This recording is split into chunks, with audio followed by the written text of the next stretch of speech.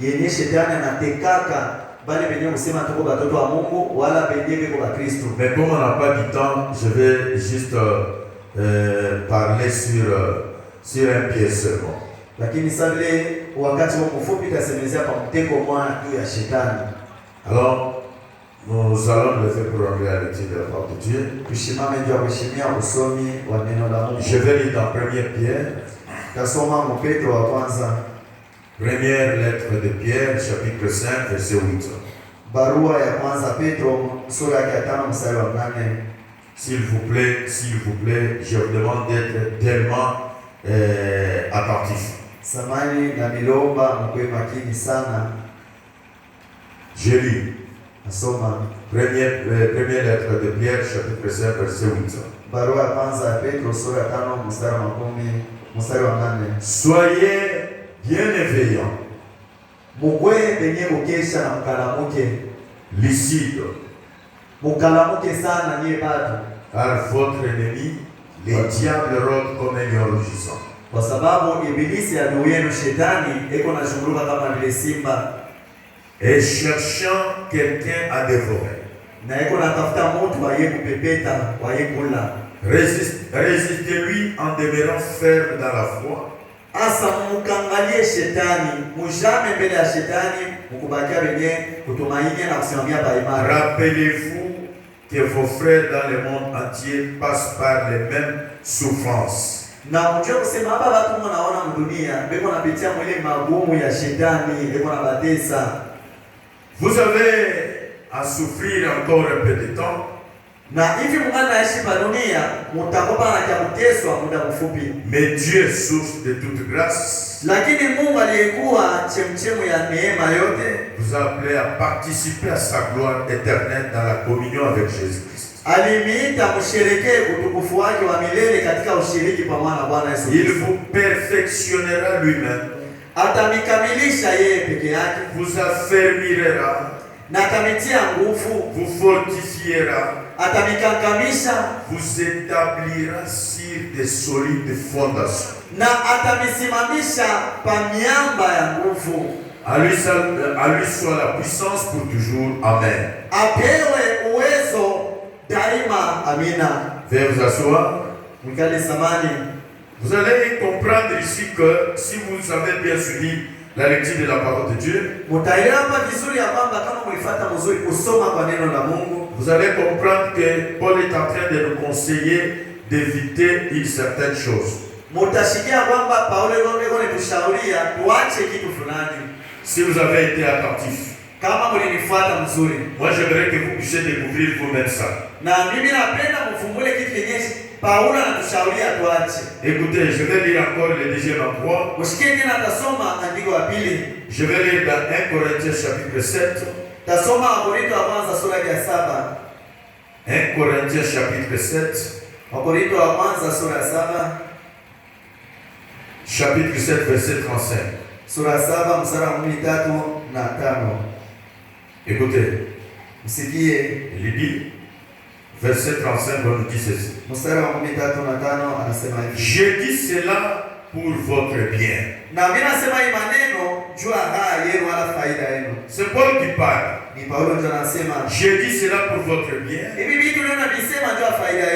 Et non pour vous imposer une contrainte. Je désire que vous fassiez ce qui convient le mieux.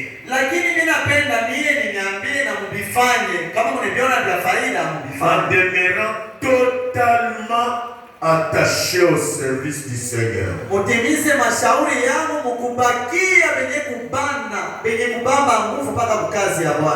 dis cela pour votre bien. Et non pour vous imposer une contrainte. Je désire que vous fassiez ce qui convient. Le mieux. En demeurant totalement attaché au service du Seigneur. Alors, je vous ajoute encore 1 Thessaloniciens 1 Thessaloniciens chapitre 5, Wathesalonika wa kwanza sura ya 5 verset 3. mstari wa 3. 5, 3, écoutez.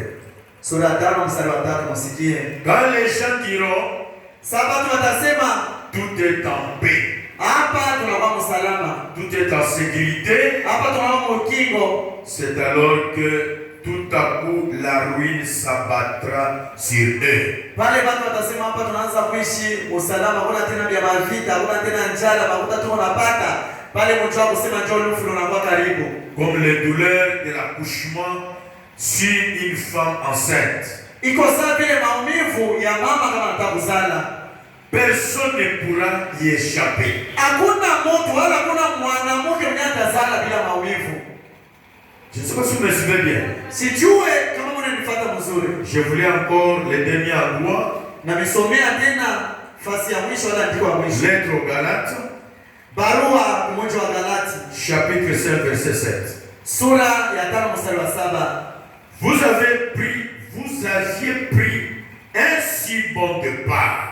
Mulibaba mpango mzuri na mulianza safari mzuri.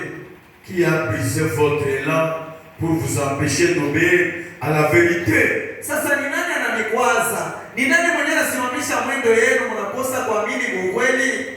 Vous aviez pris un si bon départ. Mulibaba mpango mzuri na mulianza safari yenu mzuri.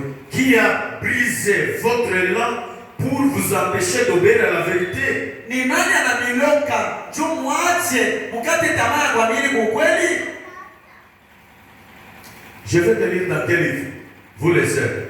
Dada, ninatokea kusoma kitabu gani? Galates chapitre.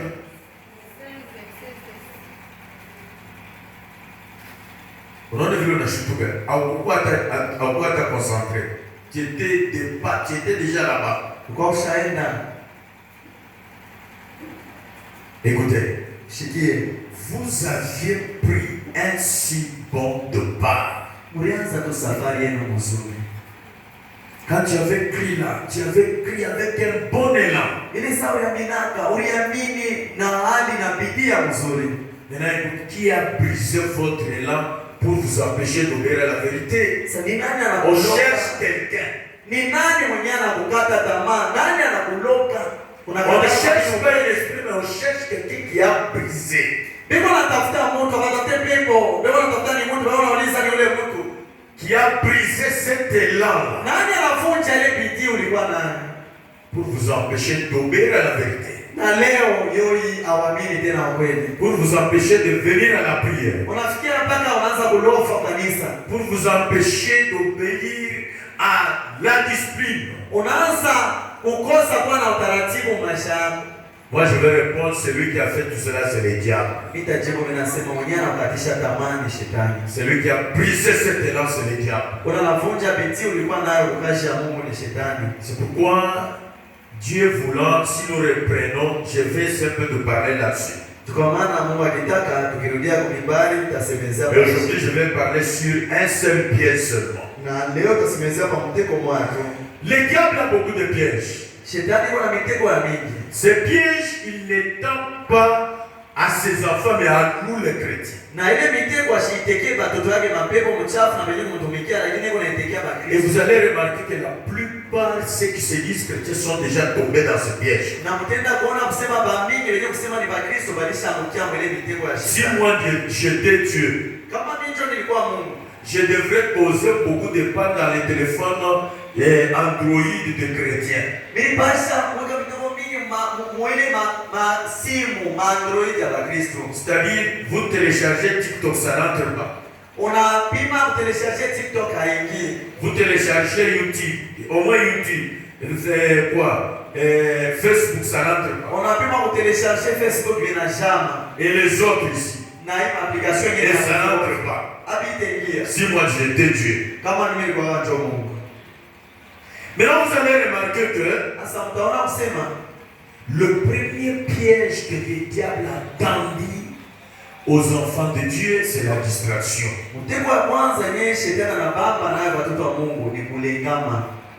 S'il y a quelqu'un qui peut dire amen à ça. Amen.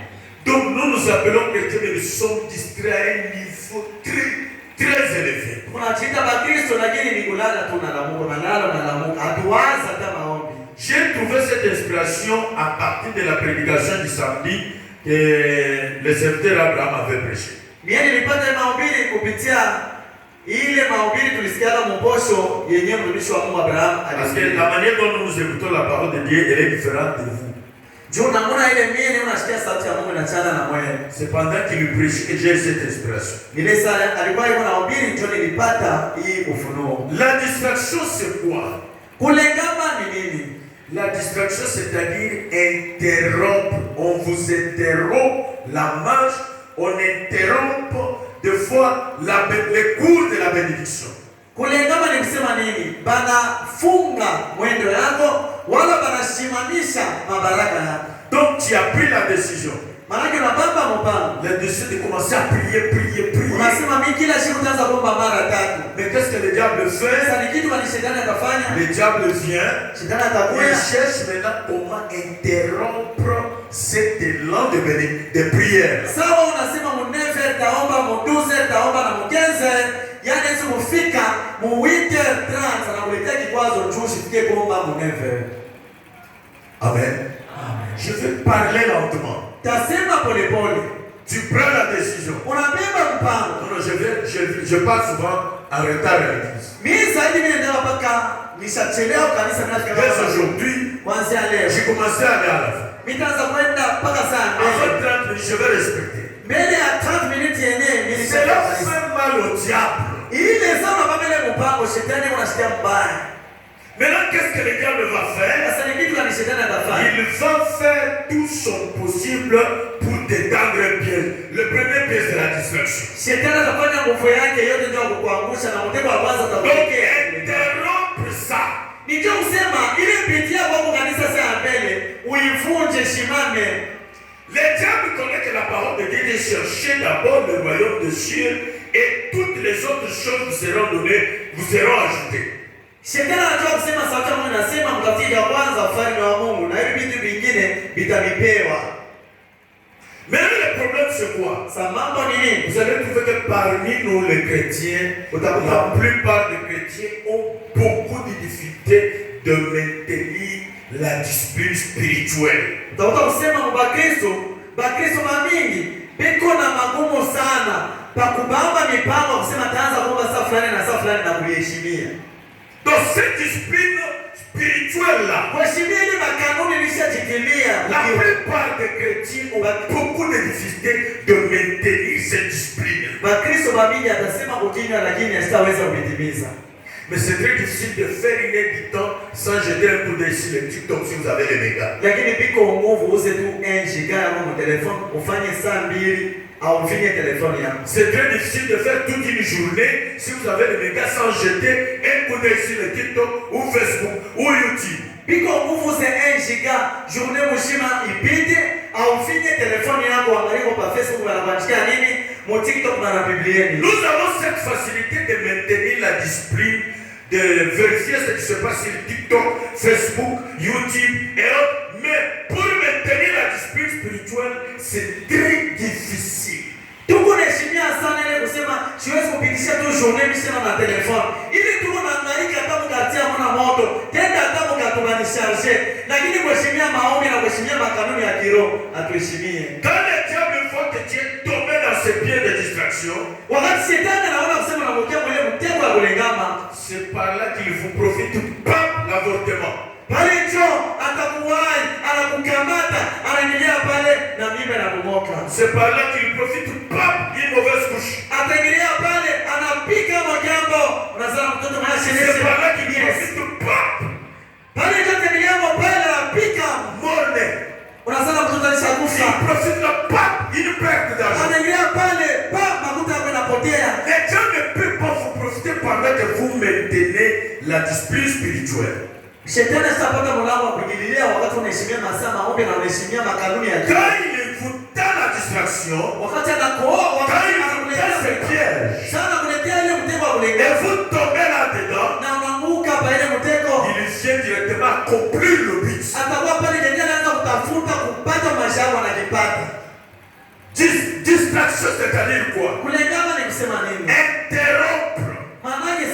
kulingama yeye unasimamisha. Interrompre quelqu'un. Ni kusema kusimamisha mtu, Déranger quelqu'un.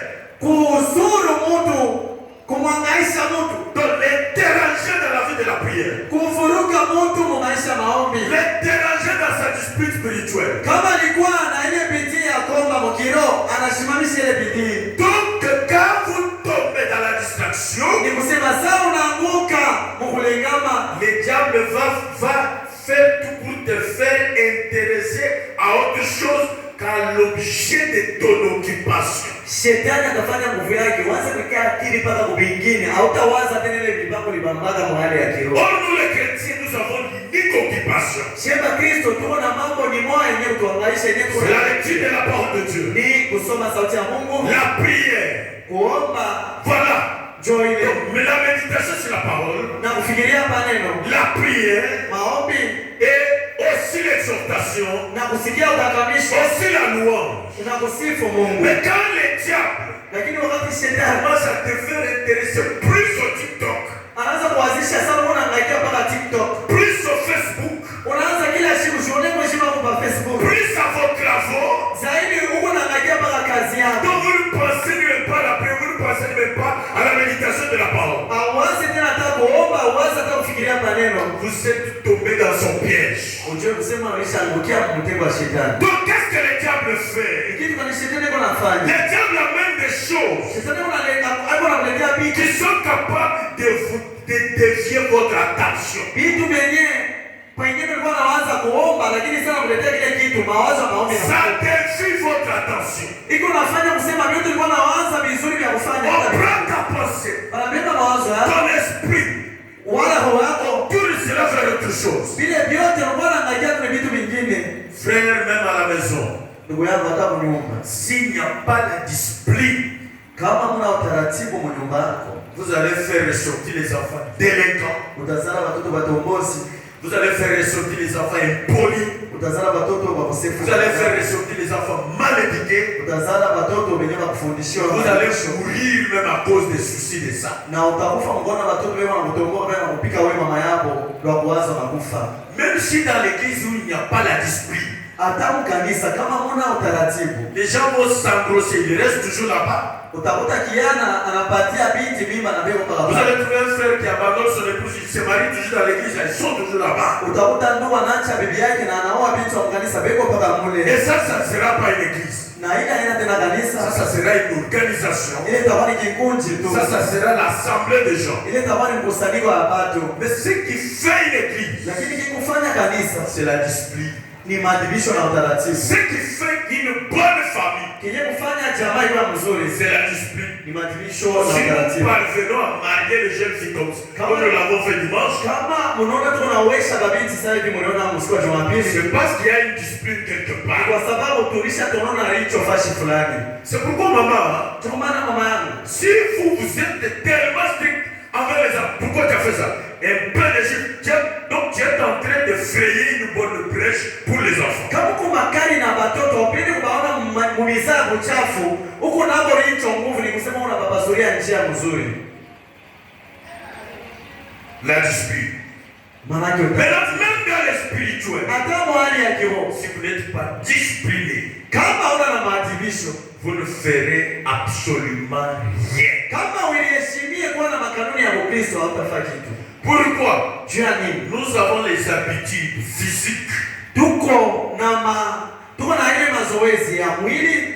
Quelles sont les habitudes physiques? Mazoezi ya mwili ni nini? C'est pour quand je me réveille le matin, la première je dois brosser, me laver et après sortir. Ce sont les habitudes physiques. Mazoezi ya mwili ni usema nini? Kila siku mimi naamka asubuhi, mimi nanawa uso, mimi nakuta meno, mimi natoka, mimi naenda mkazi. Et je peux ajouter une autre habitude, c'est-à-dire après avoir brossé, me laver et manger manger même un déjeuner. Kisha usafisha meno, mimi naweza kutoka na nipika kama mchele, mimi nakula hapo uso. Ça c'est une habitude physique. Ile ni zoezi maana yake maombi sana kusogelea. Il y a aussi les habitudes sportives. Sasa kuko tena na mazoezi nyingine ya kuzoeza mwili. Donc vous allez trouver quelqu'un, un sportif, il a ses habitudes. Donc c'est-à-dire le matin là, il fait paix, il réchauffe le corps, il réchauffe. Kila asubuhi unalamuka, anakimbia kwa mpango, anapanda na shuka kwa changamusha maungu. Il y a aussi les habitudes administrative. Kuko zoezi ingine iko ya kielimu. C'est-à-dire lui le matin doit d'abord lire. Ni kusema yeye atalamuka asubuhi anasoma mbele. Préparer.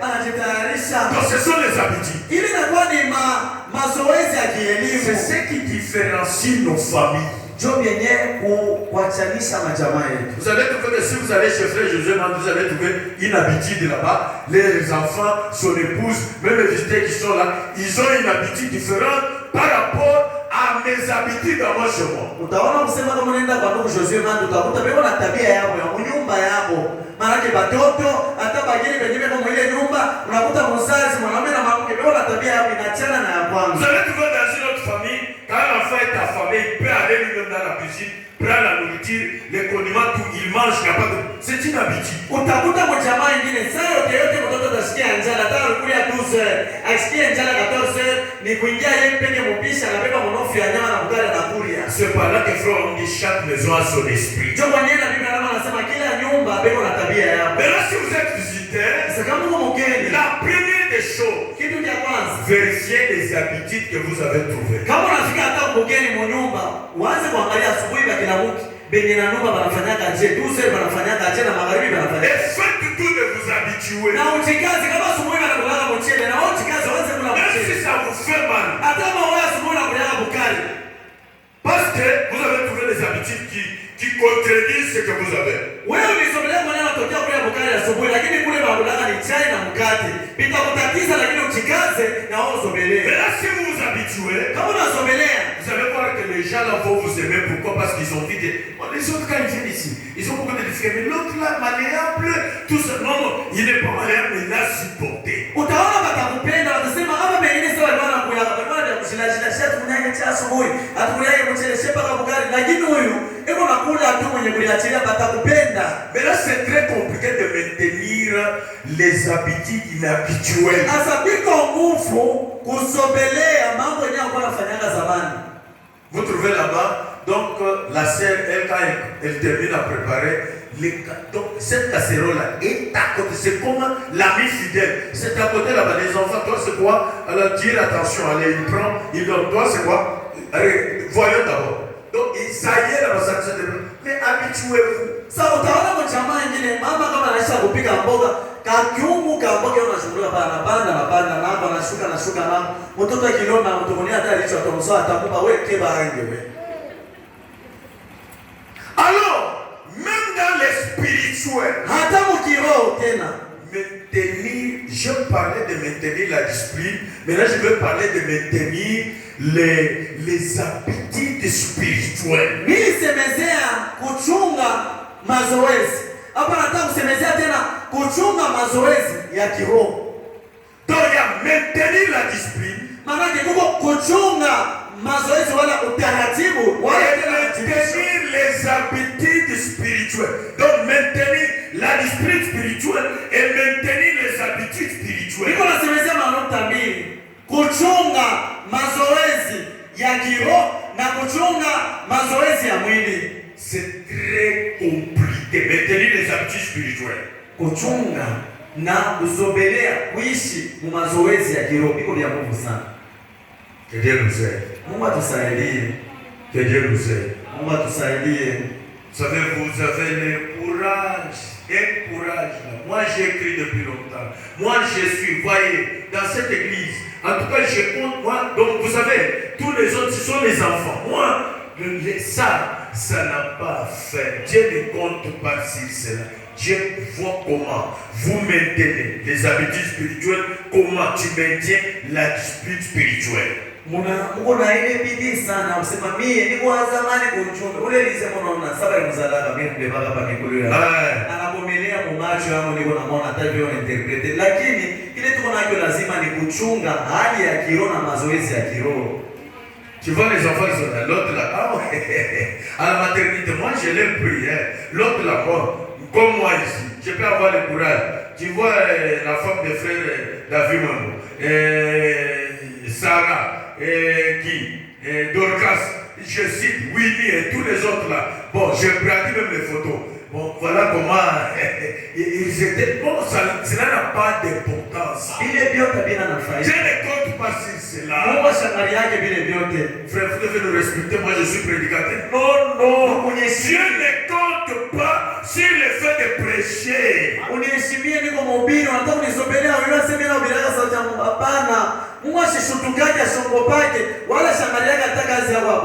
qui prêchons, nous qui maintenons l'ordre, n'imposons pas le respect, mais vivons de manière que les gens nous respectent. Même vous les mariés, n'imposez pas le respect à vos femmes, n'imposez pas le respect à vos enfants, mais vivez de telle manière que les enfants et votre femme vous respectent.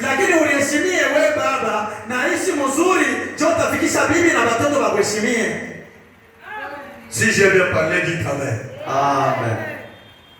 Cela n'a pas d'importance. Que Dieu soit d'abord grandement loué. Parce que c'était à 0h qu'on m'a appelé que la sœur Jackie ici a mis au monde. Mungu asifiwe. Ilikuwa saa 6 kamili ya usiku ndio waliniita waniambia dada Jackie alizala. Cette sœur a accompli la parole.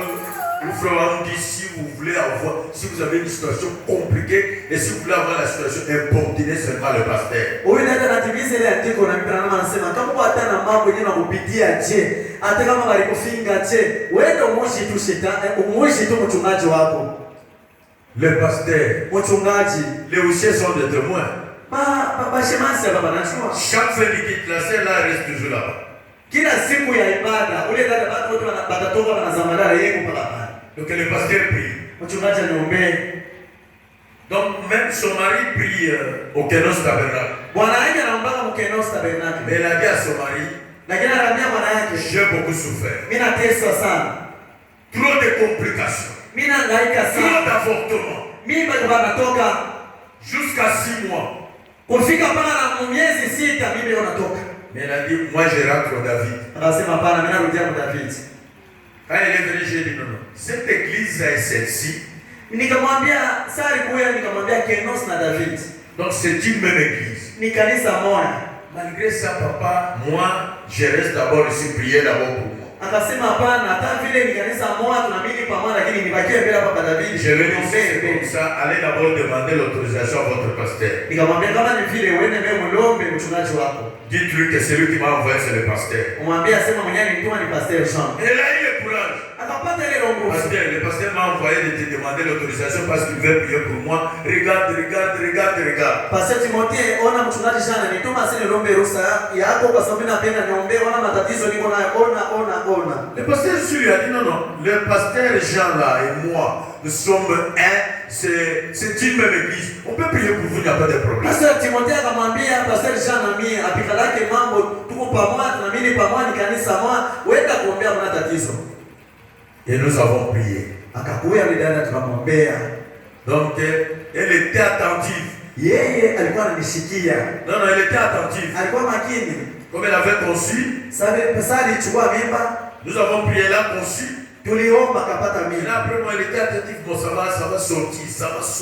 Bon les douleurs. Anaanza kwa kufuatilia leo nasikia sana tumbo inauma. Inataka tena kutoka wala ni nini? Jusqu'aujourd'hui où elle a mis au monde. Mpaka na leo anazala. Alors le même Dieu l'a peut t'aider aussi. Ule Mungu anaweza kusaidia na wewe. Ne te décourage pas. Usichoke. Toi tu as avorté une fois, 2 fois, mais elle plusieurs. Mimi nilitoka mara mbili, lakini yeye mara mingi. Mais aujourd'hui elle a l'enfant. Sasa leo yeye ananionyesha mtoto. Notre Dieu répond à la prière. Mungu wetu anajibu maombi. Moi je vais maudire l'esprit d'avortement jusqu'à ce que mimi nitalani na kukemea huyu pepo kubomoa mamimba hadi mwisho. Même l'esprit de la stérilité. Hata huyu pepo wa utasa. Nous allons le maudire jusqu'à ce que tutamlani mpaka mwisho. Le diable profite parce que vous êtes trop distrait. Shetani eko na mibamba ni njoo na lenga sana. Trop distrait. Ona lenga sana. Le diable vous distrait avec quoi? Shetani anamlengamisha na nini? Le diable vous distrait avec des amis, avec des amitiés qui ne sont pas conforme à la parole. eko nemelengamisha na barafiki burafiki mwenye kuambatana mweneane na sauti ya Mungu. Vous allez trouver le jeune Jean, il est frère ici, mais à la cité, sur 100%, 99,9,9, ce sont des païens. Utakuta babiana hapa ni ndugu, hapa ni frère.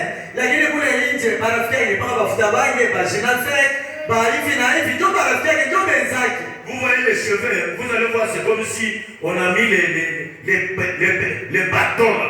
Nywele utaona sana ni miti washo katakata wanashamisha mkichwa. Vous trouvez le frère est tellement content de rester à côté d'un jeune comme ça. Na ndugu eko na ile furaha kutembea na rafiki na madredo mkichwa na eko na cheka. Un jeune qui dégage une mauvaise chaleur. Unakuta kiale kunatosha ile harufu ya mbaya. Un jeune qui dégage la chaleur de la fornication, la chaleur de l'alcool, de la cigarette. Mais vous êtes content de rester à côté d'un démon comme ça. Kuna maana rafiki yake mwangalie unaona ni msharati, ni mwangalie unaona ni pange na utombozi, lakini unafurahi kuishi na rafiki wa vile. C'est qui non, c'est mon ami. Ni nani unasema mwenzako? Est-ce que vous connaissez ce que ça veut dire l'amitié? Wewe unajua mbele na msemo rafiki inamaanisha nini? Frère, si vous restez, ça va faire quoi? Donc kama unaishi wewe mwa bitafanya. Si vous avez cru la parole, Kama uliamini sauti ya Mungu, j'aimerais te faire voir ceci. ninapenda kuambia hivi. Toutes les anciennes amitiés là, mettez de côté. Barafiki wote wa zamani bale waweke kupembeni. Ah voilà, on m'accorde 15 minutes, hein, tu vas tenir le ministre. Bananyongeza dakika. Mettez de côté. Weka Ça n'aidera à rien. barafiki wote wa zamani mapagano batakusaidia kunini? Ce sont les éléments que les diables empruntent pour te faire plonger dans la Wale dispersion. barafiki wa zamani ndio milango kwenye shetani kuingililia ndio kularisha. Si vous voulez progresser spirituellement, Kama unapenda kuendelea mkiroho, abandonnez les mauvaises amitiés. achana na barafiki babaya. Choisissez des amis chrétiens. Chakula barafiki ba Kristo. Voilà. Donc l'élément que les diables utilisent pour nous plonger dans la destruction, ce sont les amitiés. Maana yake kitu kenye shetani anatumikisha ndio kutularisha ushingishi ni barafiki. La deuxième chose Kitu cha pili que les diables utilisent pour nous plonger dans la distraction, kenye shetani anakamata nacho kazi ndio kutuweka mkulengama les travaux. ni makazi. Dans les jours de la prière, les diables vont nous plonger dans les travaux jusqu'au cou. Utaona mumerkreti aupate bakilia mpaka shedia asubuhi ni unaacha unabeba na unahesabu na kwenda kanisa. Les travaux. Makazi. Maintenant, quand les diables commencent maintenant à profiter, il a compris son but. Vous renvoyez ça sur le pasteur. Pasteur, pourquoi il y a ça? Non, moi je n'ai pas de problème. Asa kama nalengama vile saa kwenda kanisa wewe mkazi shetani na anaingilia pale anapika na anabisha vyote. Ndio na wao mchana mimi naenda cha kumi, mimi naenda kanisa kila siku. Ninafahamu fulani pastor ni mambo gani? Hapana, wewe ndio nilengama na shetani anaingilia pale. Regarde seulement est-ce que tu es discipliné spirituellement parlant. Wewe unaangalia tu eti mkiro ushakupatia kama kanuni. Vérifie-toi, est-ce que tu maintiens les habitudes spirituelles comme il faut? Ujangalie eti mazoezi ya kiroho unaichuma vile na fadhali. Si ce n'est pas le cas, c'est ton problème. Kama uchunge makanuni ya kiroho vile na fadhali. Il n'y a pas de pasteur là-dedans. Aina mama mchungaji, aina Mon mama. épouse là est témoin. Bibi yangu yule ni mshuhuda. Chaque nuit, je suis toujours à genoux. Usiku wote mimi silali kwa magoti. Prier. Niko paka naomba. C'est comme ça. Sio vile. Donc ce matin, avant d'écouter la prédication, tu dois détruire ce piège diable. Il a tendu dans ta vie. Il est en train de te conduire quelque part vers une chute. Et un autre élément qu'il utilise dans le piège de la décision, ce sont les loisirs. Na kitu kingine kenye shetani anatumia ndio kutularisha wale kutoka mkulingama ni vitu za television. Voilà. Vous trouvez la sœur peut faire des heures du temps devant la télévision, mais 5 minutes c'est beaucoup dans la prière. Utakuta dada kuseri atakana kuanzia asubuhi mpaka 13h. Lakini wakimwambia tuombe dakika 5 iko mingi. Vous êtes déjà tombé dans le piège du diable. Ulishaanguka mtego wa shetani. Mais vous attendez qu'il puisse atteindre son but. Lakini unachunga tu akumalizie kwako kuishi. C'est votre problème. Ni mambo haya. Le Saint-Esprit a déjà parlé. Roho Mtakatifu yeye anasema. Vous trouvez quelqu'un qui met au monde. Unakuta mtu anazala. Donc le bébé a encore une semaine. Elle sort avec ce bébé-là pour aller suivre les chemins à l'église. Non, nous attendons 6 mois, nous attendons 3 mois. C'est une distraction, non? Mtoto angali na test man, unaenda naye ku vaccin. Pale mpepo na mvumbi aujioni. Shimo kwenda nayo kanisa pana na hii vumbi, na hii baridi, shini kulenga molisha lengama. Oh, que Dieu nous pardonne. Mungu atusamee. Avec des chrétiens pareils, vous espérez la bénédiction. Na kule Mkristo kwa vile unatumania. Avec des chrétiens pareils, vous attendez l'enlèvement. Na kule Mkristo kwa vile unaongojea kunyakuliwa. Avec des chrétiens pareils, vous attendez quoi auprès de Dieu? Na kule Mkristo kwa vile vya kweli unaamini kusema utaokoka. Les réseaux sociaux. Marezo sociaux wala mitandao. Surtout ça. Zaidi TikTok, Facebook, WhatsApp. Vous avez une étude à regarder la vie des autres. Huku tu unaikana pale unaangalia maisha mengine. La vie des autres. Maisha mengine Que vous ne verrez jamais jusqu'à votre mort. Pale watu wanatamani anafanya mzuri. Hii model mpaka ni ule mkafamia au utaona shua tamona. Ah, la Bible dit chaque chose à son temps, non? Biblia inasema kila kitu kina wakati. La Bible dit chaque chose à son temps. Biblia inasema uko wakati ya kucheka na wakati ya kulia. Surtout vous les jeunes gens. Zaidi mwebiana. On t'avoue, vous qui avez créé même les comptes TikTok. Aya yenu wewe benyewe una compte TikTok. Vous trouvez une sœur, un frère. Donc il a déjà créé son compte, mais il est là-bas avec c'est la Varese. Varese de Barça, oh, toi qui attends le mariage avec des choses très sales comme ça. On a dada alishafungua account yake TikTok, anapublia video na mayo yake la Varese, ya Lupopo, ya Mazembe, ya Barça, ya Real Madrid. Anasema mimi kwa Real. Unachunga na bakowe na ile za uchafu ya vida.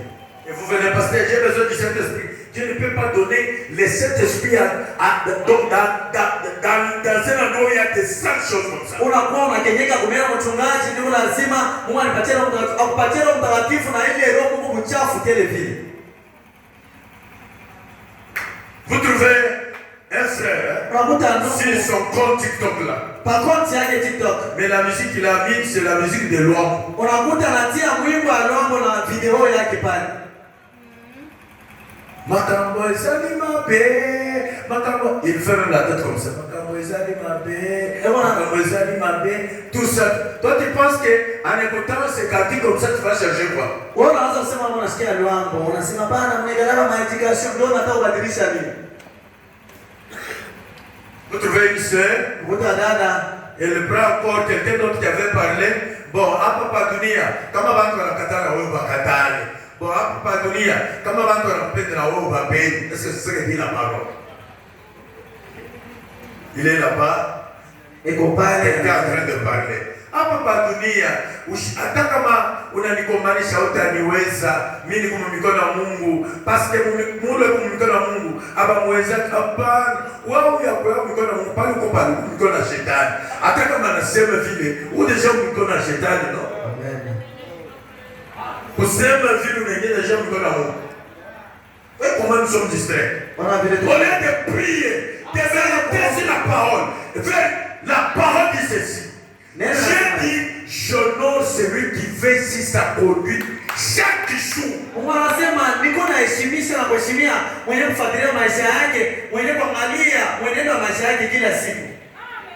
Dieu honore les gens comme ça. Unaheshimia mtu mwenye mbele ya kutenda anasema sauti. On devrait même créer des comptes de TikTok. Chaque fois, nous faisons passer même des situations de Frère Branham.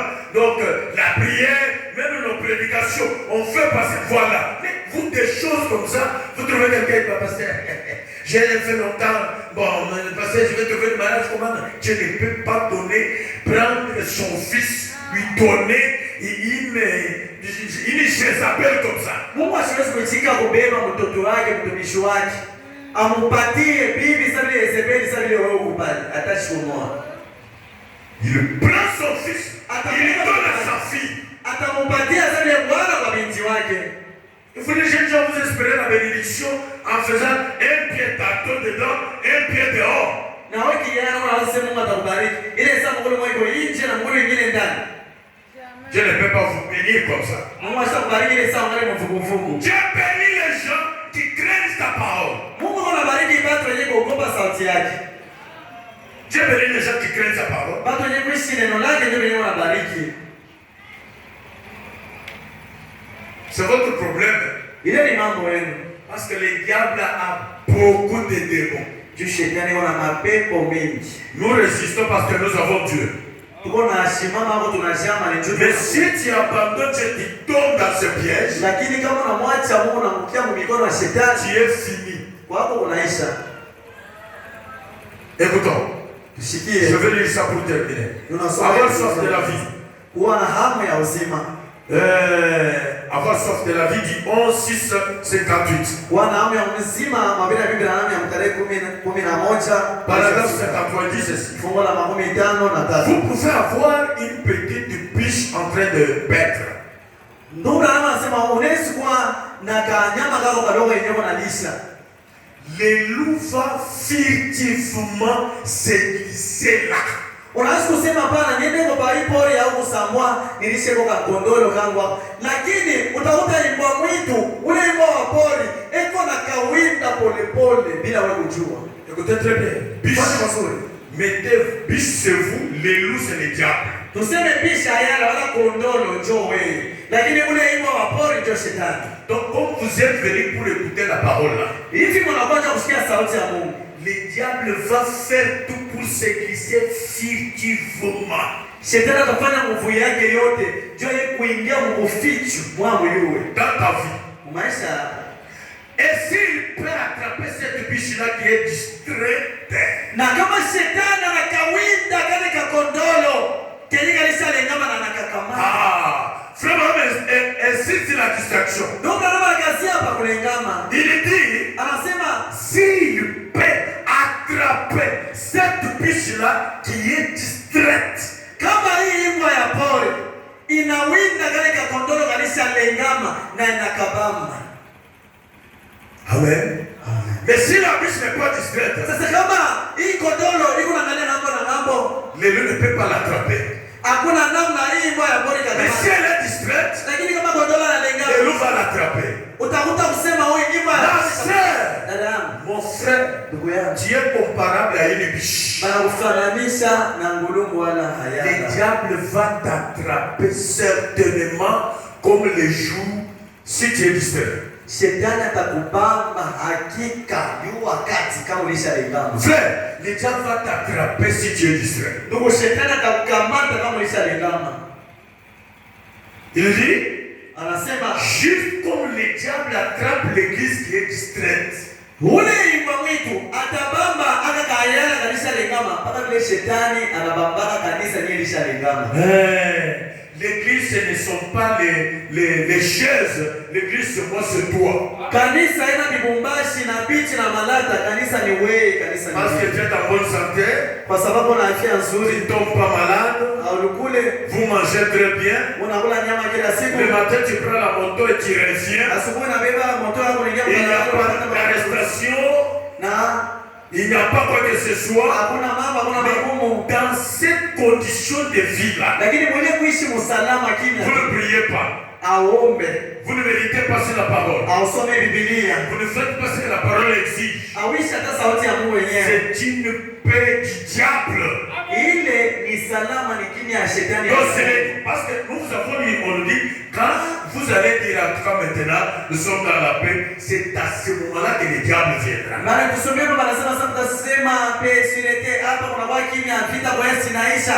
Hapa Mungu kunashuka tunaanza kule tuko kimya. Pale ndio mjao kusema harufu unakaribia. Donc vous êtes dans la distraction. Kulisa lengama. Oh. Vous attendez seulement le feu. Unachoma tu ni moto. Vous attendez seulement qu'on vous attrape. Unachoma tu banikamate.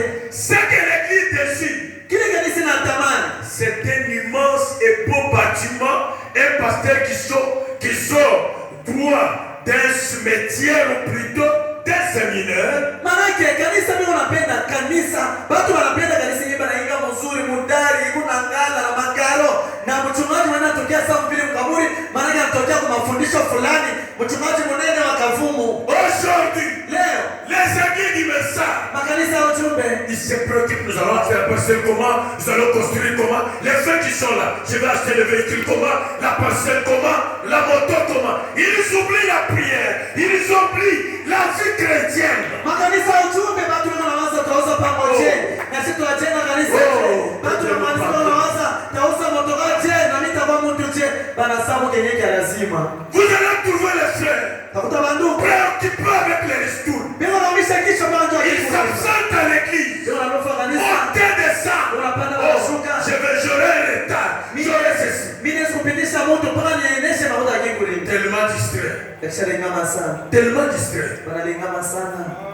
Attrapé déjà par les diables. Balishababiwa na shetani. Que Dieu nous pardonne. Mungu atusamehe. Que Dieu nous pardonne. Mungu atusamehe. Je ne voulais pas dire cela. Sipende niseme vile. Qui peut se tenir, vous savez? Ni nani atasimama Qui mnajua? peut dire Amen? Nani anaweza kusema amina? Quant à l'habillement, ne parlons pas. Kwa ile naelekea kufuala, ile tusiseme. Vous savez, s'il Najua. y a des gens qui seront dessus, c'est nous qui séduisons le message. Kama Mungu bado wewe utapata haya, ni shebe ndiye anasema tunaamini message. Nous serons beaucoup déçus. Tutapata haya sana. Qui attire avec le monde aujourd'hui? Kuku mambo gani na dunia leo? Nous avons beaucoup d'évangélistes à la Hollywood, aux cheveux frisés. Tuko na bahubiri bamili bebe nafanya saba mkidunia na kisha wanachomesha na nywele, banapakana na marangi mnywele. Au lieu d'avoir Pali pakuwa na des cheveux à l'ancienne mode, pali pakwacha nywele baki kimungu alitumba au naye. lieu d'avoir les évangélistes à l'ancienne mode envoyés de Dieu, Pali yakuwa kuna bahubiri sababu Petro benye balitumia na Mungu. surtout nous les pasteurs, nous souffrons. Sasa sema bachungaji tuko na Je tesa. suis dans les champs missionnaires, Niko naenda kutangaza habari njema. mais l'objectif c'est avoir l'argent. Na yeye anaenda kutafuta nipate makuta yenye hata niuze. Aujourd'hui, les gens pressent pour l'argent. Leo watu wanahubiri ndio kupata Mais vous makuta. trouvez les pasteurs de l'église en train de souffrir. Mbele kwenyewe ulifika wanapokelea Et vous mchungaji trouvez wa que tesa. après avoir prêché, on lui donne ce qu'on lui a donné. Il dit non, tu me donnes ça avec les versets que tu portes. Est-ce que tu connais d'où ça vient? Unakuta mtu anaisha kuhubiri wanampa desa bila sasa hii mashikoni na uhubiri na hii makochi yote tunabara kuni nipa desa mimi. Unaona kule makochi litokea. Il court ça et là sur le plancher. Biko natembea leo kwa mkatuba, kesho kwa murashi, kesho yake kwa mgolf, kwenda kuhubiri. On a un estrade de femmes portant des grosses boucles d'oreilles. Leo tunaanza kuona kwa mimbari kuna simama banamuke belisha vala vya mashikio. Ces robes dans lesquelles elles sont moulées. Biko navala nguo ilisha wabana na mistari ambayo ya ndani kunaonekana. Ce n'est pas étonnant que le pécheur ne puisse pas croire la parole. Abishangaishe ndio kwa maana leo na matendazani mamotonia babini tena neno. C'est pourquoi vous le disiez, Maana mweba shemasi. du moins si c'est une visiteuse. Tutetika mipaka kama ni Oui, mgeni. une sœur qui a crié récemment. Wana dada mwenyewe Mais les anakimbia. anciennes jeunes filles d'ici, Lakini babiti wetu wa les zamani anciennes sœurs, badala yetu vous devez hapa. contrôler leur habillement. Unapaswa kuangalia bienya na fala. Même si nous restons à terre, Watoto wamekia mawili. et nous honorons la parole. Lakini tunaheshimia Au lieu neno. d'avoir les gens pleins, Kuliko kuwa na watu tele. mais la mondialité, Lakini kidunia l'habillement, kufala. vous devez veiller sur l'habillement. Unapaswa C'est kuangalia pour les vizuri. gens-ci. Zaidi kwa watoto wanamuke. Porter les choses collées, Kufala vitu vya ça kukubana. montre que vous avez l'esprit de publicité. Ni kuonesha kusema kuna pepo usharati. Vous voulez séduire, vous voulez corrompre l'esprit des jeunes gens. Unataka kuangusha biana, unataka kulabisha mawazo na akili ya babiana hapa. Nous devons bien nous habiller Tunapaswa kufanya mzuri. pour honorer la parole de Dieu. Tunaheshimia sauti ya Mungu. Même si nous restons à 5, Hata kama tunabakia baadaye. si nous honorons la parole, Kama tunaheshimia sauti ya Dieu Mungu. va nous honorer aussi. Mungu atatuheshimia pia. Même la chevelie, Hata nywele. aujourd'hui c'est difficile Leo binakuwa nguvu. de prendre une jeune fille du message Kubii kusimamisha mtoto wa et une kujua. jeune fille païenne Kusimamisha mtoto wa et donner kujua. la différence. Na kusema huyu ni Or mama. la parole dit, Ichapo nini vous nasema? allez voir les jeunes filles qui sont nées de nouveau, Unataka kuona mabinti les mamans qui sont nées de nouveau, mama mimi alishazaliwa upya. regardez les habillements, Angalia na mama wanafanya. regardez les endroits qu'ils fréquentent, Angalia kwa nini wanatembelea. regardez. Mwangalie, Même vous mwangalie. les frères, Hata mwe banduku. votre épouse Bibi yako s'est avalée njoo bei yako. Mais vous lui achetez une jupe transparente. Bibi yako njoo heshima yako, na mwisha jipi kunaonesha rangi ya nguo ya À ndani. tel point que c'est nous les huissiers qui reprochaient cette jupe ici. Inafikia na shie ni mchungaji na bashimasi ndio wanaanza kumwita dada uvale. C'est une honte. Chini haya wewe bwana. Même vous les monitrices. Na wewe baalimu banamuke baba. Ne dérangez pas l'éducation que nous donnons à nos enfants. Usiende kuharibisha mafundisho yetu tunafundisha baba. Toi, monitrice. Wewe monitrice. Devant les enfants. Mbele ya watoto. Mal habillé. Sabala mbaya. Une monitrice comme ça, il faut la chasser. Mwalimu mwanamke wa watoto wa vile tutakutosha. Tu n'as pas d'importance. Ausaidie kitu. Je ne vous réprimande pas. Shimi kwanza hapa. Je ne vous menace pas. Wala mimi nikemee. Mais je vous dis ce qui est la vérité. Lakini yule ananiambia kwa kweli. Je sais que cette religion a la seule monde ici au fond du bois clair qui tue le péché. Je crois moi à ça. Mimi naamini hii mtindo wa kale anamuna kuhubiri ya zamani ilikuwa na huwa dhambi. Voilà. C'est vrai frère. Ni kweli ndugu. Il ne vous blanchira pas. Ana kusema ndio itamtakatisha hapana. Mais il vous lavera. Lakini itamiosha. Et vous rendra blanc. Na itamifanya kuwa beupe. C'est vrai. Ni ukweli. Et vous purifiera. Itamitakasa complètement. katika De l'intérieur. kuanzia À ndani l'extérieur. mpaka nje. Et Jésus-Christ Na Yesu Kristo est l'auteur de ce salut-là. yeye mwenye na ile wokovu. La fontaine ouverte pour nous. Ile ni chemchemi ilifunguliwa juu yetu. Amen, amen. Amen. Quand je termine la lecture, Sana maliza usomi. aujourd'hui nous allons évoluer d'une manière inhabituelle. Leo tutaomba mnamona kwa chana. Quand je termine la lecture, Sasa maliza nous allons prier pendant 15 minutes tutaomba mnagia kwa et le mbele. prédicateur va monter. Na mhubiri atapanda. Paragraphe 54, la même brochure, il dit, Kifungo cha 10 si vous voyez ce biche, anasema ndugu rafiki, kama naona aka quand kanyama ce chien s'approche d'elle, wakati huyo imbwa mwito anataka kukaribia, à la dérober. anataka kukamata Bien des fois ici aussi dans les villes, zaidi, ataka kuamerika on kulisikia fait la chasse à la biche avec des chiens. zaidi, tunawindaka mangulungu na baimbwa. J'ai toujours pensé que c'est cruel. Na mimi naweza kusema ni vya hatari. Si le chien va chasser, Kama imbwa anaenda kuwinda, laissez-les aller. umwache yeye peke Allez yake chasser sasa. seul. Umwache aingie mpori yeye. Laissez donc les chiens à la maison. Na anajua mzuri kufuatilia nyama. J'ai observé les chiens quand ils poursuivent ce petit biche. Sasa niliangalia imbwa seko na ndame kuna winda kaayala kama. Et David a vu cela.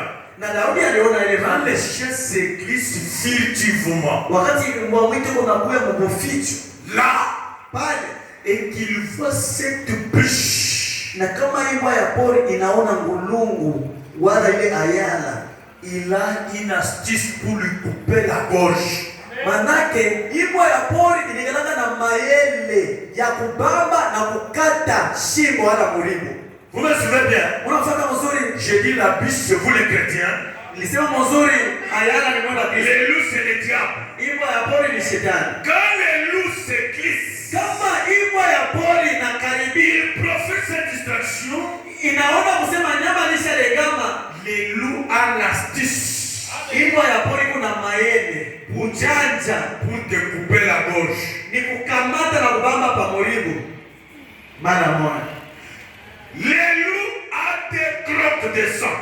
Utakuta kusema imbwa ya pori iko na aina mbili ya damu Qui sont saillantes comme cela. yenyewe ishafatana, inaikala kama hivi. Il observe la biche. Manake unachunguza, anafuatilia ayala. Et lorsqu'il est près d'elle, Na wakati imbwa ya pori na chofa karibu na ile nyama ya pori, lorsqu'il est près d'elle, wakati anafika karibu na ayala, il observe d'abord, iko nafuatilia mbele petit à petit, pole pole petit à petit. pole pole. C'est pourquoi Frère Wam dit, Kwa maana ndugu si le zangu, diable veut t'attraper, kama shetani anataka il kukubana, va commencer en 2025 anaweza kuanza mu 2025 pour t'avoir en 2030. anakukamata mu 2030. Donc il observe, il Iko avance. nafuatilia, iko nachofa, iko nachofa. Il voit à un certain moment, Kama naona saa tu wakati te donnes beaucoup à la prière, anaomba tu sana, te donnes beaucoup à la lecture de la parole. unajitoa sana kusoma neno, Il stoppe. anasimamia mbele pale, Ou des fois il fait pas. wala pengine anarudia Là, monga.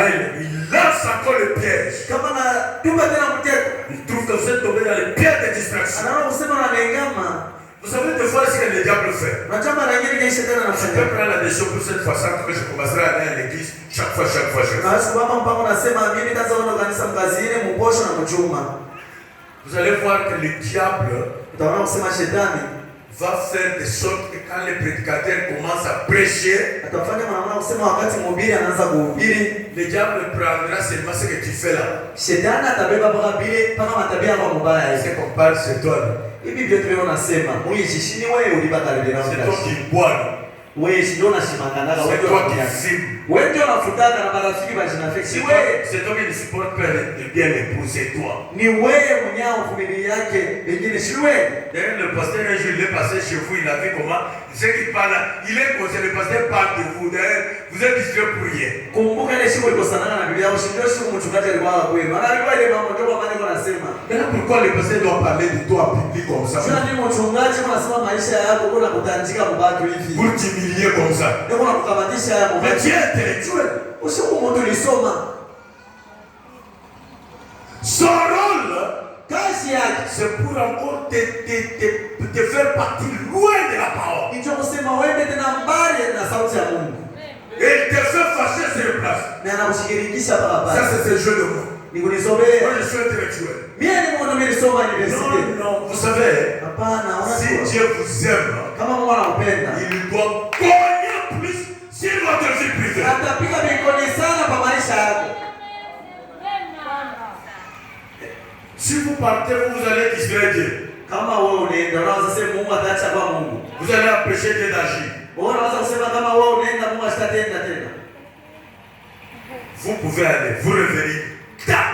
Wewe unaenda, unakuja, wale tunafika wanapika tena. Il va courir. Atachofa. Donc il n'écoute pas, mais il marche furtivement. Iko na chofa pole pole. Mais là que c'est franc. Sikia kile ndio mdala wanasema. Il observe. Iko nafuatilia. L'observation, c'est-à-dire, donc il te met en observation, c'est-à-dire tu ne peux pas. Là-bas il commence à prier. Il commence à prier. Ça va. Aujourd'hui il est allé à l'église. Il est allé. Qu'est-ce qu'il fait à l'église? Et aujourd'hui il a beaucoup prié. Non, il est distrait, il dort. Donc vous êtes en observation. Observation ni usema yuko nakufuatilia na chochote. Hapa anaanza kuomba niache mbele. Hapa anaenda kanisa chunga. Hapa analengama. Hapa yuko kwa TikTok, hivi yuko kwa mtandao, Jose anakuingia. Mbona unafuatilia vile vile? Non, il me dit c'est la parole. Hapana, hapa kuna somo. Donc vous êtes en observation. Yuko nakufuatilia. Mais quand vous lisez la parole, il fait aussi un mouvement. Kama unasoma sauti ya Mungu, anateka kidogo. Vous priez, il fait un mouvement. Kama naomba anarudia kidogo. Si vous ne priez pas, il fait Kama un mouvement. ombe anachofa. Si vous ne priez pas, il fait un mouvement. Kama ombe anachofa tena. Si vous ne gênez pas, il fait un Kama mouvement. fume chakula anachofa tena. Alors écoutez. Sasa mshikie. Mais le frère me dit, lorsqu'il est près d'elle, wakati ibwa ya pori na chofa karibu na lorsque le diable est maintenant près de toi, kama shetani na chofa sasa karibu na wewe, il voit maintenant, il ne prie pas, il ne fait rien. Qu'est-ce qu'il fait? Écoutez, atafanya nini? Mshikie. frère me dit, lorsqu'il est près de la biche, wakati anakuwa karibu na huyu nyama, il va courir très vite. Ataanza mbio ya matata.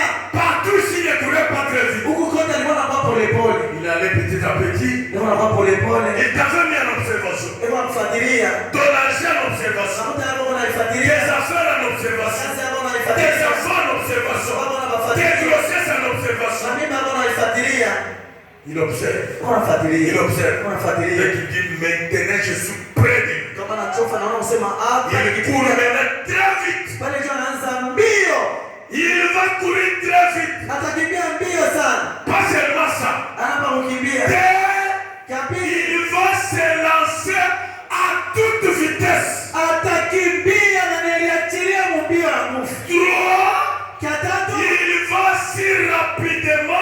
Il va si rapidement que la biche ne le verra même pas.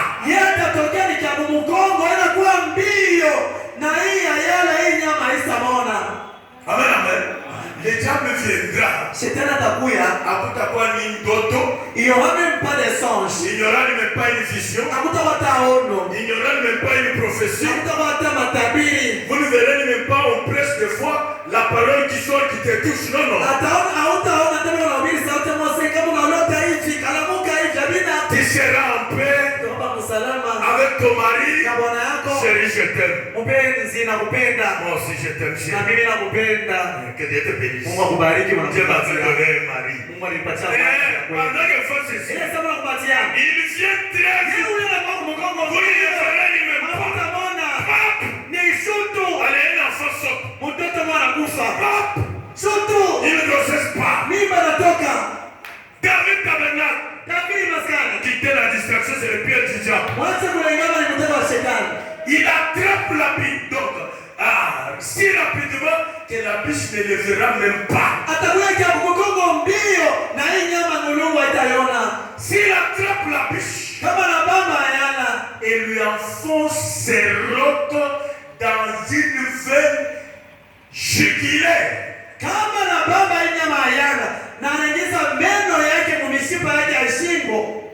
Une veine jugulaire. Comme un serpent. Ça c'est Dieu nini même tengia pata mwili nishimu ya damu. Parce que ça c'est la vie.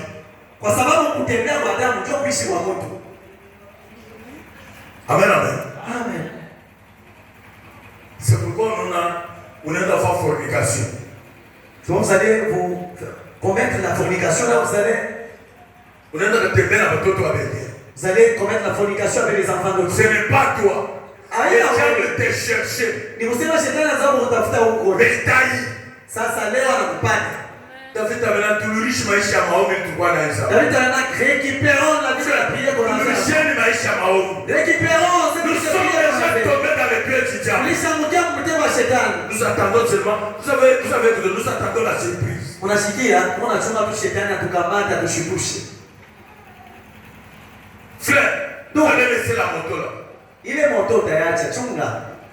Unapata kilio au tena kabulele moto. Quand vous êtes amené dans la famille, vous n'irez pas au travail, unapata kilio au tena kabulele motoka. Quand vous êtes amené, vous n'irez pas rouler votre voiture. Même si ça prend 2 jours, 3 jours, là le véhicule est mis quelque part au sol, vous donnez au salisseur. Même si les deux observaient, on observait pendant 3 jours, motoka on a bâti à salisseur, motoka on a bâti à salisseur. Et vous allez voir même les boutiques ici, vous trouvez c'est fermé. C'est fermé pourquoi il y a des. Utakuta na kiosk boutique wanafunga nini nafunga leo bigaraye na ibada sasa. Et tout ce que les gens respectent. Na bila vitu ndio tunaheshimia. Mais quand il y a prière, sasa kama ni siku mafungo na maombi. Tu trouves quelqu'un là? Kama mtu alishaikana distrait avec les cartons. Eko pale na makarton yake ya biscuit. Il a même pas $1000. Ile kapitali ya vile vitu na shabara abenia hata $500. Aweza alishaenda hapa. Na pete sukari ishe, Dieu ni kauza ingine na kauza ni test cause. Tu n'es pas parti à l'église, non, je suis en train de geler un peu, qu'on m'achète cette quantité de sucre, je vais aller chercher l'autre. J'aimerais vous dire ceci. La plupart, il y a pas frère, quoi, Sidi Koukanis, Mao, donc Asidi, vous savez, la plupart des frères qui se donnent à la prière, qui sont assidus et dociles à la prière, Dieu les a beaucoup bénis. Je suis pasteur, je sais de quoi je parle. La plupart des jeunes très affermis, très responsables. Ce sont des jeunes qui aiment la parole. Les jeunes qui écoutent beaucoup les pasteurs. Mais qui les a bénis? Mais qui ceux qui se disent un peu clairs. Et donc la parole là, non, ceux qui prient, non, ils manquent de mettre des souffriers pour la même.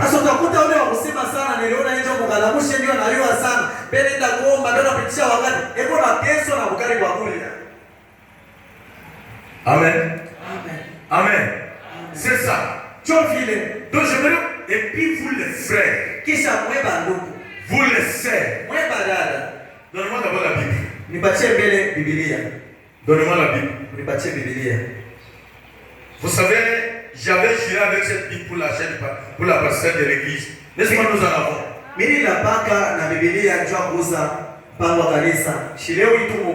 J'avais juré avec cette Bible pour les déménagements. Je vous ai dit, les mariages nous avons consacré, les mariages des Polonais nous avons consacré les combien? J'ai dit les 9 qui montrent et déjà nous serons là-bas. Nililapaka na Biblia nikasema le 9 vipande vishuke tutaenda mapango yetu. Et aujourd'hui nous sommes ici. Leo Les 9 nous étions ici. le 9 tulikuwa tulisha. J'avais juré que frère avec cette Bible, Nililapaka nikasema bandugu cette année 2025 ne se terminera pas sans qu'il y ait même un frère qui peut aller à l'étranger. Nilisemaka hii mwaka 2025 haitaisha bila shaka kupata mtu watama mwenye atenda mwinchi ya Quand kigeni. je viens frère aller à l'étranger, Mimi na ndugu mmoja anaenda mwinchi ya kigeni. quel que soit l'aspect du voyage, Akamile voilà ça, je vous ai dit merci Seigneur, vous avez répondu à ma prière. mimi ndayo kwa magoti nikasema Bwana asante kwa sababu unajibia kwa maombi yangu. Écoutez-moi maintenant. Unisikie sasa. Avec cette Bible, Kwa maana hii Biblia c'est Dieu sous forme écrite. ni Mungu mahali ya maandiko. Vous les frères, Mweba ndugu, vous les sœurs, mweba dada. qui veillez sur nous, Benye beko na kuangaikia, mbona nyangaikia mie sha. sur ma famille, Mbona ngaikia sur chama. mes enfants, Mbona ngaikia watoto yangu. vous les frères. Mweba ndugu. Peut-être je ne vous connais pas, Pengine simifanyie manjina. mais vous connaissez. Lakini wewe peko unajijua. Qui suis-je moi, Jean, Niko nani mimi Jean? pour que vous puissiez veiller sur moi? Unasema mnyangaikia mtosha makuta yenu. Peut-être c'est parce que nous sommes connus grâce au sang de notre Seigneur Jésus. Pengine tulifahamiana ni kupitia tu damu ya Bwana Yesu Kristo. Frère, ma soeur, Ndugu yangu dada yangu. vous qui veillez sur moi, Wewe mwenyewe kunyangaikia. le pasteur doit manger comment? Tumajalisha Le bila pasteur baraka. doit vivre comment? Tumaja taishi je? Frère, Ndugu, je vous promets, mina milaka. vous serez des grands hommes d'affaires. Amen. Mtakuwa watenda biashara wakubwa. Vous serez des femmes d'affaires. Amen. Mtakuwa badala wafanya biashara.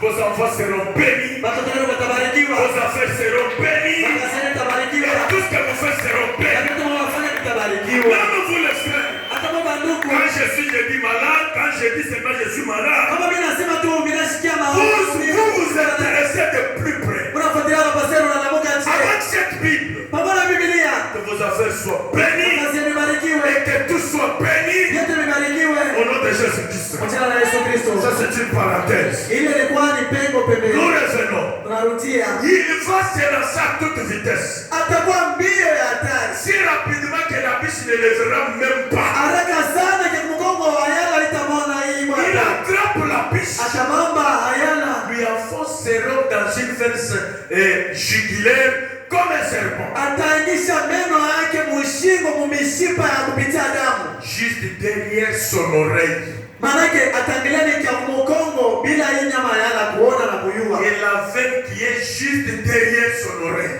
Na ile mushipa inapita alishikiwa tabamba.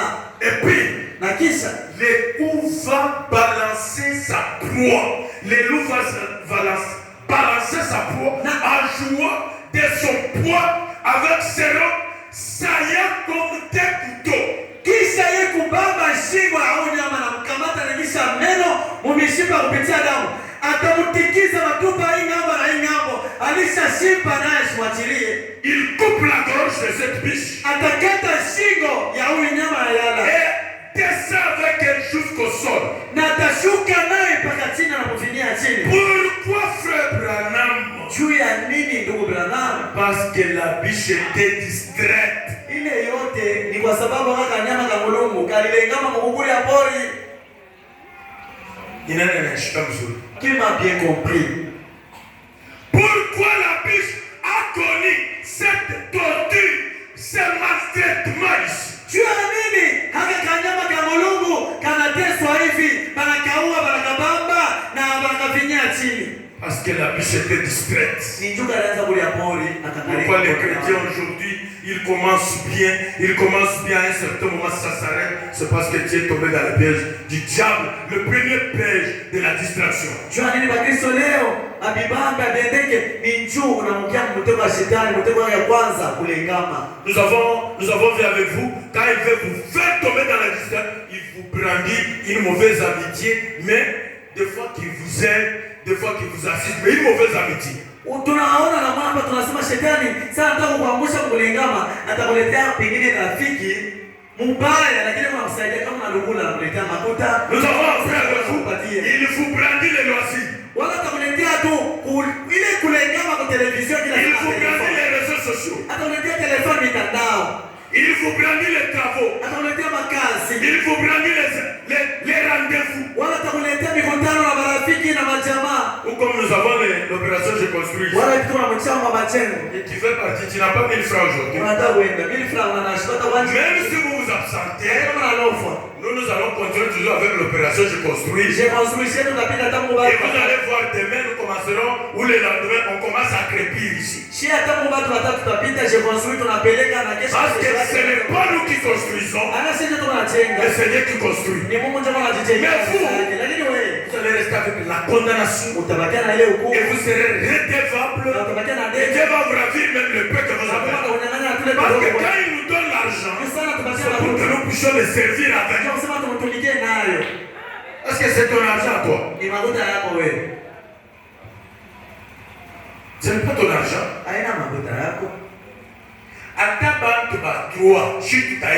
Même avec 3 personnes, nous serons capables de construire.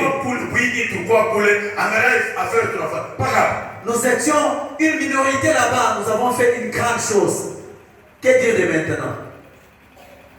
Amen. Amen. Amen. C'est ça le travail de Dieu. Pourquoi le frère a perdu l'argent? C'est parce qu'il était distrait. Vous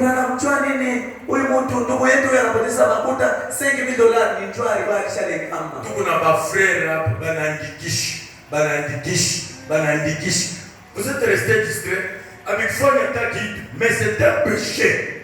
Nous avons des frères ici, ils prescrivent et ils ne donnent pas. Et vous restez là calme comme si rien n'était. Les dettes des chaises, les dettes de l'achat partiel, les dettes des ceci, cela.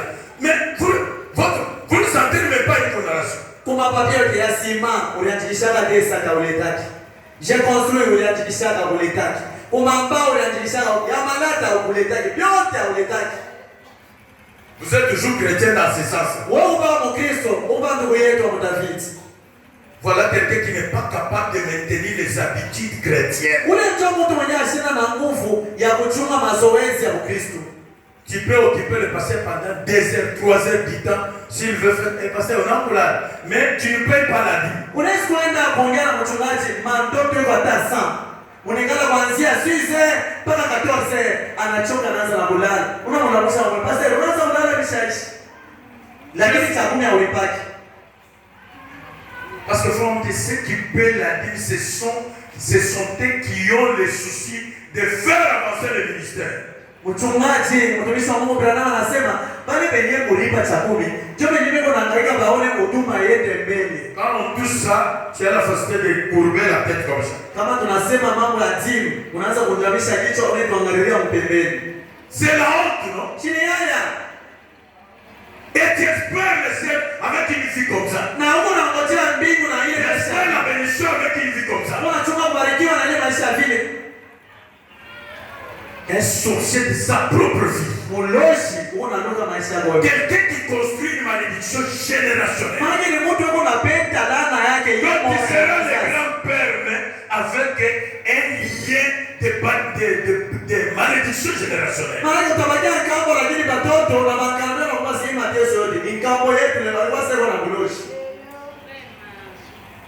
Frère, les jours où je veux parler sur ça, parce que la plupart des serviteurs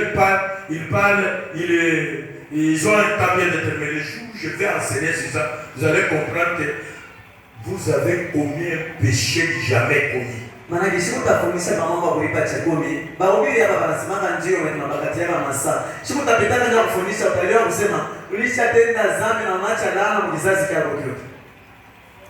Et Dieu est utile dans la famille. Donc, si c'était possible, les enfants devraient te prendre, te tuer maintenant même, choisir même parmi elles quelqu'un qui peut prendre l'élan et éliminer cette lignée de malédiction que tu as créée là.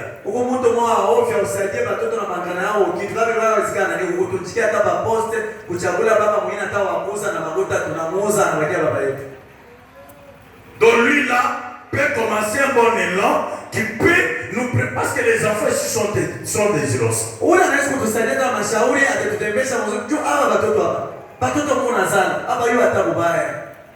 Vous trouvez les jeunes gens ici?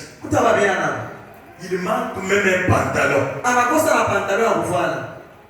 Vous trouvez les jeunes gens ici? Il travaille, mais il ne gagne rien. lakini anatumika kwa mwisho anamlipa 2000. Il a gagné rien. Sipatie kwa kitu. Mais Lakini cette jeune fille là vraiment. Moi j'aime toujours les jeunes filles qui vous aimez les jeunes filles comme ça, maintenant vous allez les avoir comment? Tu n'as pas de travail, tu n'as pas une maison, tu n'as pas l'argent, tu n'as pas les habits, tu n'as pas. Mimi napendaka zaidi wale wadada wanaimba. Sasa anaimba nje unampenda. Utampata je? Hauna mangu, hauna pakulala, hata kidabu hauna. Il a publié ungali kwenu navala kilala. Ba jeune fille, on n'a pas même besoin, on n'a pas besoin d'attendre moi ngara kilala, très bien, on a calculé kilala tout est à $50. On a calculé pantalon c'est en tout cas. J'ai affaire à un responsable. Après tout maman pas tous les donc depuis que j'ai touché ma vie. Sécurité en paix. Moto ni a wiwezi. Kuba matanki ngi besemi. Mimi wengi wenani. Ba manki bena uzima mampango bena rishi batoto.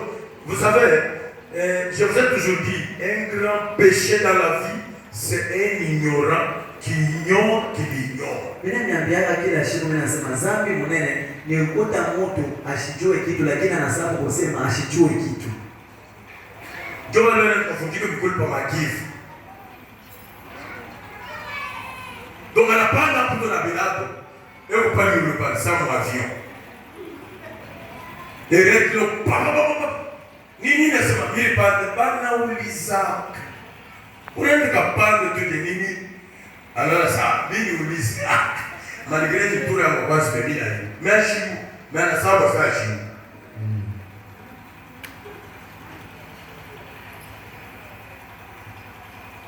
Vous les cherchez. Nous va bien. Job vraiment pourquoi vous êtes les premiers. Comment on a peut-être pas de patron. Ah non non. Mimi kifika hapo, ulishi kufika tayari. Oh, makoto ndio hauna. Donc, je suis parce que quand on souffre, maman, on peut être ruiné, quoi, c'est que à qui nous n'engageons comme ni qui ont, donc ni, c'est que nous n'engageons, mais à on a qu'à la papazie. Des fois, je pense que maman peut pour la matière 10 ans. Pourtant, c'est dit, des ailes pas bien à quoi. Et monsieur, pourquoi on a une poussée qui se met? Est-ce que bon problème? Ba jeune garçon va faire un peu. Jamais jeune garçon va faire un tapo na makutu moins de $1000. Jamais. Abana. Ushauri na mtu anasema wao hapa nafaa inane. Ate. Beba. Abana, inane. Abana.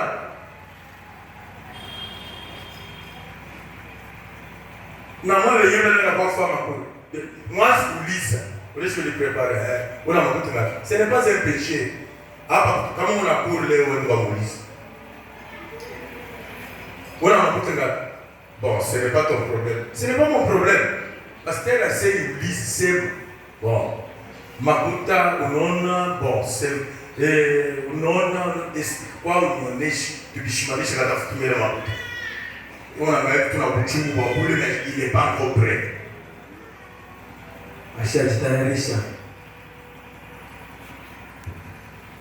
Amen. Amen. Frère Théo, papa David connaît frère Théo là dont je parle. Papa David Quelqu'un qu'on payait 35 000 francs par mois. Elle va emporter 35 000 francs par mois. Mais elle a aussi une moto. Mais il a acheté une moto. Oui, il est 35 000 francs. Toujours avec son salaire de 35 000 francs, il mangeait. Et c'est moi qui gardais son argent.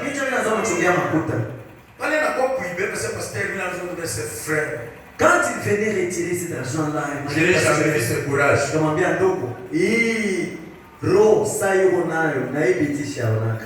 Dernièrement, nous sommes retrouvés avec lui au golf plateau. Il me présente parce que c'est ça mon épouse. J'ai dit, je n'ai jamais vu des gens courageux. Frère, moi, on me présentait 1,5 million. Un frère venu me présenter 1,5 million. Frère, il m'a dit que pas dit seulement 1000 quoi parce que je me bébé. Ni jamais en les voir à 25 pour 26 ans. Mais bébé, vite pas kitu. Lakini iko na bibiana vitu bakichwa katako. Ndio vile anataka. Ndio. Inafaa kikata. Mais anafika hiyo sana kwa kuzumoto hapa, unabakia makuti nyingine anatumwa hapa na mtumie bibi. Ukikata komule anabebeana mizigo karibu katika ribala, lakini anapata mionse. Wewe unabakia hapa kuyuari kwa kule. Ngara vile haina kubana. Kuyuari kwa kule. Benzen veut évoluer. J'aimerais te dire ceci. Un homme courageux, c'est celui qui ne mise pas le travail. Ataujisha. Yuna bafere mkabisu. Barazu fa makaji parce que kama ina fois de taille utabuyu. Barazu fa makaji la inerte. Leo pengine mkabisu mu atezo hata watatu kwa mabudu. Awapi. Parce que moi, on a montré à vous téléler.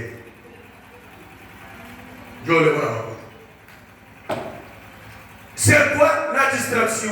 Il est terminé, Nicolas Lama. Frère, on a mis la bateau. Mi pasteur, j'ai compté déjà 150 personnes. Mais il y a une fois sécurité. Ben la Nicheka, pasteur, ouais, pasteur, il a fait sécurité. Mais là, on a fait la sécurité. Je faisais la sécurité. J'ai dit, mina devant la mokunai. Nikutoka jeudi na mchongo yangu ya kupumzika barabara nenda mkazi. Moi, kanisa comme pasteur Abana, chimamishi, Dieu me la Pour chimamishi. l'église, nous avons dit non, pasteur, vous n'allez pas travailler comme ça, moulin au four. Je n'étais pas distrait. Je suis comme ça, vous les gars, Pourquoi vous êtes distrait comme ça? Tu as dit non, les gars, J'ai des gens. Fabiana, Quittez la distraction. moi, tu es mon chéri, c'est la vraie. Vous allez payer cher. Le temps que vous créez dans votre jeunesse. Vous allez payer très cher. Même vous le savez. Si vous voyez que votre mari est distrait, écoutez les détails. Vous allez pleurer un jour.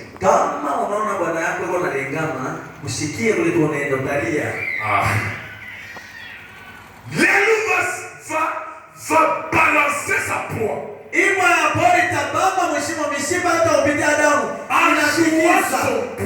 Itatikiza namba na namba avec ses rocs saillants comme des couteaux. Na ile meno yake ya makali utasikia sa kisu. Il coupe la gorge de cette biche. Atakata shingo ya huyu nyama et descend avec elle jusqu'au sol. Atashuka na hii nyama mpaka chini. Quand il balance cette année, kisha sasa iko na mtikiza ni mpepo anamtupa huko na kule. Cette année, pap. Iko na tikisa hii nyama ngolumo ngamo na ngamo. Et après il descend avec cette biche sur le sol. Na kisha taluka nayo anashuka nayo mpaka chini. Pourquoi la biche a connu tout ça, frère Branham? Jua nini? Huyu nyama ngolumo anahangaika na kufa hivi ndugu Branham. Frère Branham répond, il dit Branham anajibu anasema parce que la biche était distraite. Ni kwa sababu hii ngolumo ilikuwa ishalengama. Si la biche n'est pas distraite, c'est difficile de la voir. Kumbe kama ngolumo iko nakula lakini anaangalia huko na huko, maana yake kwa nguvu kwa mkamati. Papa, vous pouvez me fredonner, je reviens. J'étais perdu, je reviens. Mulipikile nzenze, nilikuwa nishapotea. Dernier paragraphe. Mulipatile nzenze sasa ni unasoma. C'est ce qui a été le problème de l'église. Job yenyewe ilikuwa mambo ya kanisa. C'est le dernier paragraphe que je suis en train de lire. Unisikie hiyo na soyez attentifs. Munifate. Ma soeur, frère, tu es en train de pleurer. Pourquoi ça? Pourquoi ça? Frère, dit. Donc on a profité parce que tu es distrait. Ndugu Branham anasema shetani anakuvinia chini ni njuri lengama. Ma soeur, pourquoi ça? Pourquoi cette maladie? Pourquoi ça ne parle pas? Les gens t'ont profité parce que tu étais distrait. Shetani anakuachia ile cancer ni njuri kwa kisha lengama. Les gens vont profiter de cette distraction de laisser une maladie à vie. Shetani anatengelea lisa unalengama kwa telefoni kwa television anabasha malari nyota kufa nayo.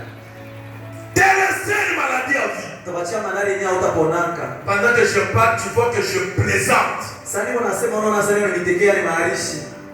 Les pasteurs aussi aiment beaucoup parler. Mchungaji anapenda kusema sana na kuchekesha watu. Vous allez regretter un jour. Utalia siku moja. Quand le loup va t'attraper et te balancer en l'air et descendre avec toi sur le sol. Wakati shetani atakamata kutupa yura kumtikiza ngambo na ngambo na kupiga chini.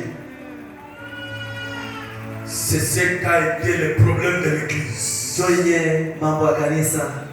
Elle est distraite. Kanisa lishalingama.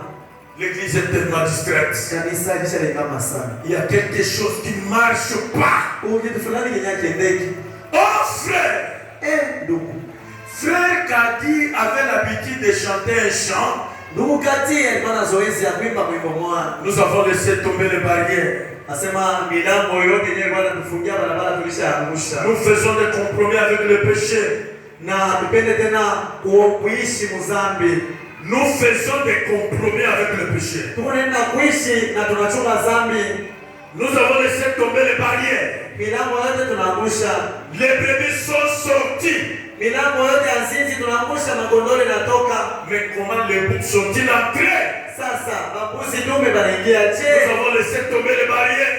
Mulango wenyewe kwa nafungia banyama tuliangusha. C'est tout, nous avons commencé à faire des compromis. Na tunaanza kuishi mbuchafu muzambi. L'assemblée, quand il procède au vote de leur pasteur, Kanisa wakati wanataka kuchagua mchungaji wako, il choisira un petit homme subtil au lieu d'un homme qui est vraiment un prédicateur qui soit d'une boule de feu et de soufre. batachagula mchungaji mwenye mnyenyekevu anaonekana mfupi kuliko kuchagula mtu mwenye anasema sana na ubiri utaona sasa moto unataka kutoka mkinywa. À l'ancien mode qui manie l'évangile avec ses mains au lieu de porter des gants à la Hollywood. Makamima na mchungaji mwenye anahubiri neno ataki na kwanza anahubiri kwa sababu ni ukweli, hapa wale wa kupembeleza watu kuwafurahisha. Le monde est prêt de cette évangélisation à la Hollywood. Dunia iko tena na mahubiri ndio wanahubiri kupendeza watu na kuwafurahisha. Nous n'en avons pas besoin parmi les pentecôtistes. Shatuna lazima na ile mahubiri ya vile kama laissez cela aller là où il a sa place. Wewe acha mahubiri kama iko naomba, uiache ingie ikale pafashi hayo. Nous avons besoin de ce genre de prédicateurs à l'ancienne mode. Tunasema na bali mahubiri mimi kwa peka na mahubiri sana Petro na Andre. Les gens de prédicateurs qui connaissent la vérité. Tunasema na mahubiri mimi kuhubiri ukweli.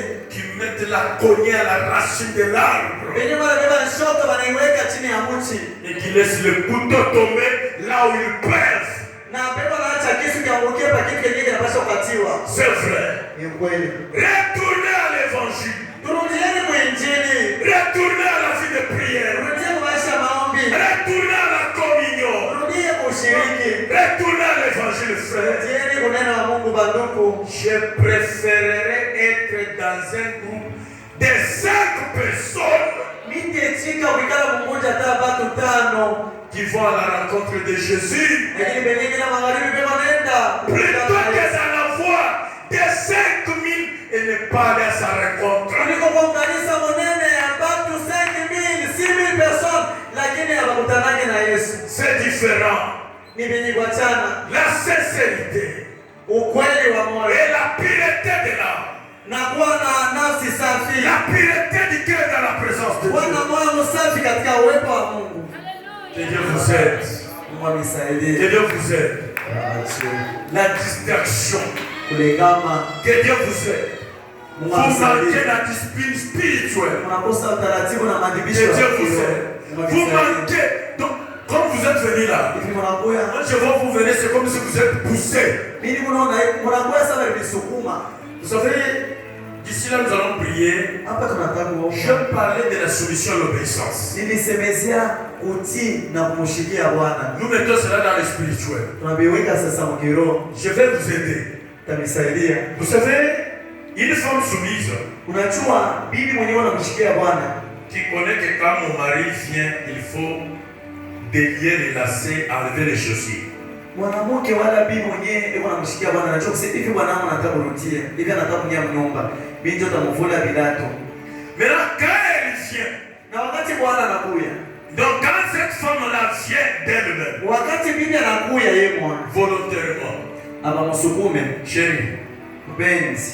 assis-toi là-bas, je vais enlever les chaussures. Kala pale ni mvule bilato.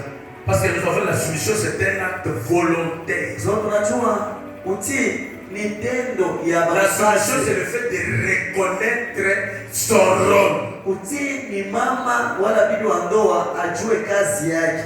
Maintenant, quand vous venez sans que votre mari ne vous dise rien, enlevez les lacets et les souliers à les mettre. C'est ça la soumission. Sasa unakuya anakuasha yuko na yaso yake na mchoko, unakuwa wewe mmoja bila yeye kukuita ashimie wewe mshofika. Wewe mmoja anafunga bila tu unavula na cravate unaenda kunyesha. Et puis vous allez vous mettre de l'eau. Nendo la mkamani. Donc c'est ça la soumission. Sans qu'on demande. Bila kusukuma. Maintenant quand le mari dit va faire telle chose. Sa wakati Bwana anakutuma anakwambia uende nifanyie kitu fulani. C'est l'ordre de donner. Uende unuzie sirage na boss kwa kiosk. Lorsque vous quittez sur base de cet ordre pour aller exécuter, c'est ça l'obéissance. Wakati unaacha kupika, unaacha vile unaanza kufanya, lengo unaanza ukata, unaenda muuzia bros na sirage, pale ndio unamutii. L'obéissance c'est exécuter l'ordre. Utii ni kuheshimia amri yenyewe. La soumission c'est poser là volontairement et spontanément. Lakini kumshikia na kumtwala ni kufanya kitu bila yeye kusema wala bila kukulomba.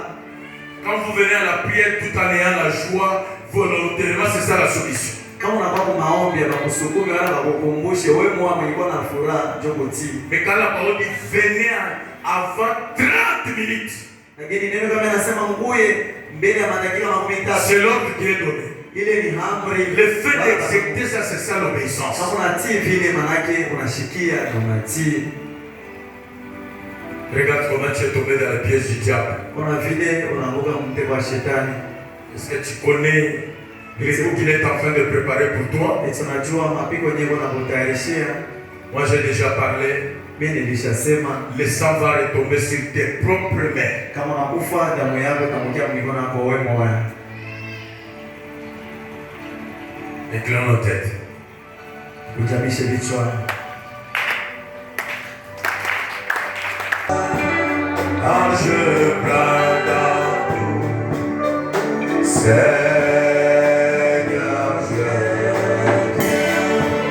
Oui, je reviens.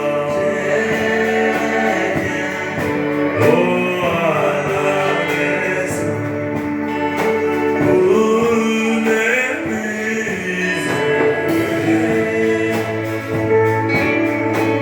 Ouvrez tes larmes, je pleure.